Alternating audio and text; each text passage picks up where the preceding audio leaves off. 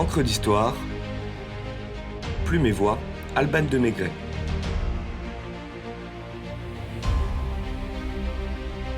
Giacomo Casanova, s'il n'était pas celui que l'on croit.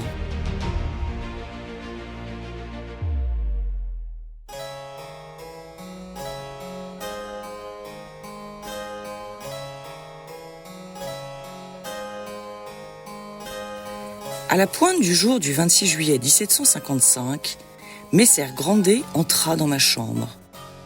Me réveiller en sursaut, le voir et l'entendre me demander sèchement si j'étais Jacques Casanova fut l'affaire d'un instant. À peine eus-je répondu affirmativement à cette question que mon homme me somme de lui livrer tous mes papiers, aussi bien ceux écrits de ma main que ceux d'une main étrangère, et m'ordonne de m'habiller et de le suivre. Je lui demande en vertu de quelle autorité il agissait ainsi. Il me répondit « Au nom du tribunal de l'Inquisition d'État ». Ce mot seul suffit à m'anéantir. Écrit Giacomo Casanova dans Histoire de ma vie. Arrêté pour sorcellerie, libertinage et occultisme, le Vénitien se retrouve le soir même au Plomb, la prison du Palais des Doges. Ce fanatique de liberté réussit l'exploit unique, héroïque et légendaire de s'évader, s'imposant une nouvelle peine, l'exil forcé de la Sérénissime qu'il chérit tant. Voilà 10 ans que Giacomo Casanova, tombé en disgrâce pour avoir dissimulé une jeune fille dans le palais du cardinal, a abandonné sa carrière ecclésiastique. Voilà 9 ans que le brillant étudiant a renoncé à sa fonction militaire à Corfou.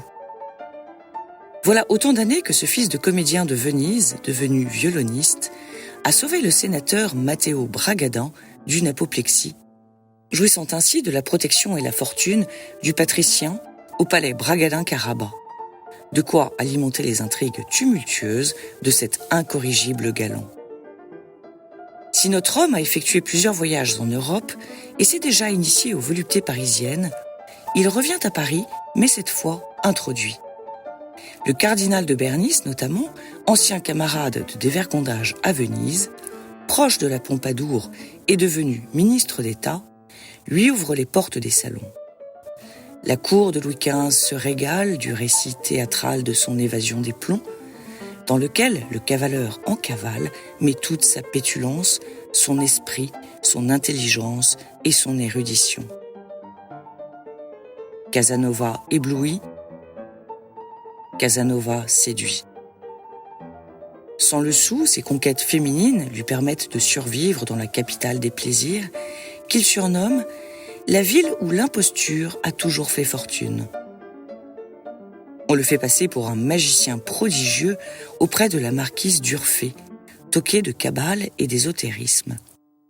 Jeu qu'accepte de bonne grâce Casanova, comme le raconte la marquise de Créqui dans ses souvenirs.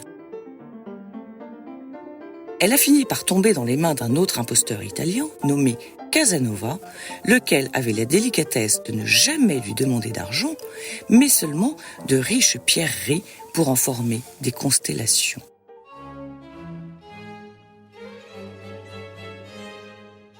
Les caisses de l'État vont mal et les travaux de l'école militaire piétinent. Joseph Paris Duvernay, l'intendant du projet, cherche 20 millions de francs, une somme colossale. Avec son audace extraordinaire, l'aventurier vénitien prétend avoir la solution pour gagner 5 fois cette somme sans alourdir les impôts des contribuables et sans toucher au trésor royal. Casanova n'a alors aucune solution pour assembler un tel magot et se fait souffler l'idée par le financier lui-même. Agrémentant le concept de loterie de quelques améliorations, il en récolte les honneurs et la pérennité. Ainsi est mise en place à Paris une loterie royale sur le modèle de celle de Gênes. Les joueurs achètent des billets et misent sur 1 à 5 numéros sur un total de 90. L'ancêtre du loto national est né, l'école militaire continue de s'ériger, les bénéfices de Casanova de s'empiler. Aussi spirituel et sulfureux que l'italien, le duc de Choiseul, premier ministre du roi, remarque le magicien homme d'affaires pour son bon sens des affaires et son ingéniosité. Il lui confie des missions d'espionnage ou de diplomatie dont il s'acquitte avec brio. Et lorsque les affaires marchent moins bien, le faune en bas de soie, comme le surnommera Barbet d'Aurevilly, va parcourir d'autres cours européennes, se mettre en scène, captiver le beau sexe au-delà des frontières, saisir toutes les opportunités, fréquenter le Vatican ou les tripots, les palais ou les bordels, jouer, jouer, jouer encore. Plus que les paysages, ce sont les hommes, et aussi beaucoup les femmes, qui l'intéressent dans les voyages. Il me dit qu'il est un homme libre, citoyen du monde, écrit Béat Louis de Muralt à Albrecht von Haller. Giacomo observe les coutumes, analyse les singularités de chaque pays, de chaque classe sociale, avec un œil aiguisé mais bienveillant sur la nature humaine, parfois pinçant lorsqu'il raille la noblesse vénitienne. Ambitieux, opportuniste, le seul moteur de Casanova est la jouissance. Non pas la jouissance égoïste, mais la jouissance partagée. Il considère que l'homme est fait pour donner, la femme pour recevoir. Une idée révolutionnaire en ce XVIIIe siècle. Peu lui importe d'être riche ou pauvre. Peu lui importe si les moyens sont vertueux, et ils le sont rarement. S'il a possédé plus d'une centaine de femmes, il n'est pas un collectionneur comme Don Juan. C'est un sentimental, insensible. Dénué de mépris, il traite ses conquêtes avec tendresse et délicatesse. Il s'y attache, les écoute, les aime, souffre quand vient l'heure de la séparation. C'est un antisade, un pygmalion, un cœur d'artichaut un peu fleur bleue. S'il n'a pas de morale, il ne s'attaque pourtant pas à elle comme son homologue fictif, créé par Molière, dont le cheval de bataille est la destruction des codes sociaux, religieux et politiques. Lui les respecte. Dans le fond, c'est un idéaliste. S'il enfreint les lois, s'il joue le mystificateur, c'est uniquement pour assouvir sa soif de liberté. Jamais pour remettre en cause un système. Une sorte de dandy avant l'heure, qui ne se retrouve pas dans les valeurs bourgeoises et qui évoque les événements de 1789 comme la maudite Révolution de France. Homme de lettres, auteur sous le pseudonyme de Chevalier de Saint-Gall, de romans et de drames, il participe à Prague avec Lorenzo da Ponte à l'écriture d'une partie du livret de Don Juan de Mozart, sans doute pimenté par ses propres frasques.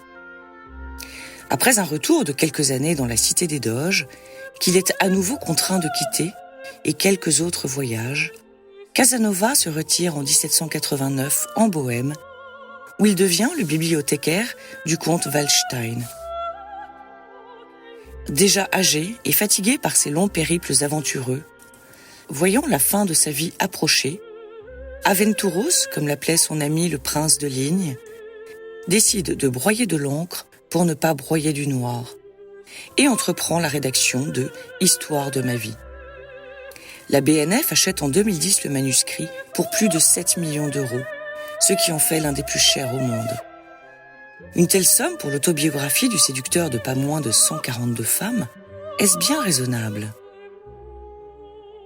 En réalité, ces 3700 pages sont bien plus que l'histoire d'un bourreau des cœurs.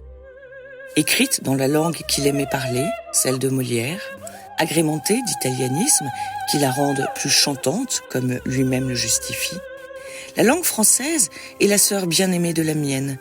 Je l'habille souvent à l'italienne, je la regarde, elle me semble plus jolie, elle me plaît davantage, et je me trouve content. Elles sont un monument de la littérature. Les passages érotiques sont nettement moins crus chez Casanova que dans le mouvement libertin de son siècle. Les mots grossiers sont remplacés par des métaphores poétiques bien moins vulgaires.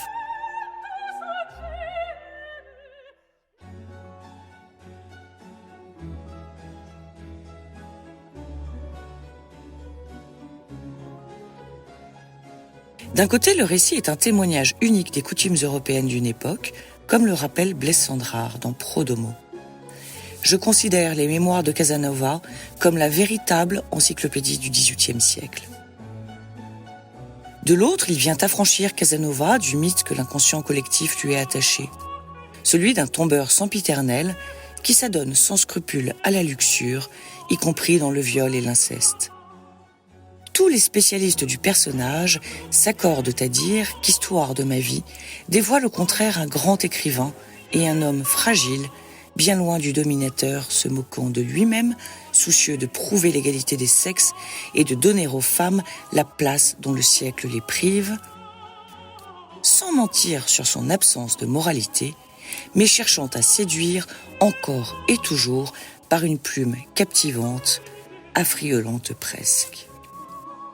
C'est donc là que se produit la réussite magnifique et presque unique que représente Casanova, souligne Stefan Zweig, grand admirateur, je cite, d'un homme de plaisir et de passion, typique dévorateur de chaque moment, dans 3 poètes de leur vie, Stendhal, Casanova et Tolstoï, parus en 1920.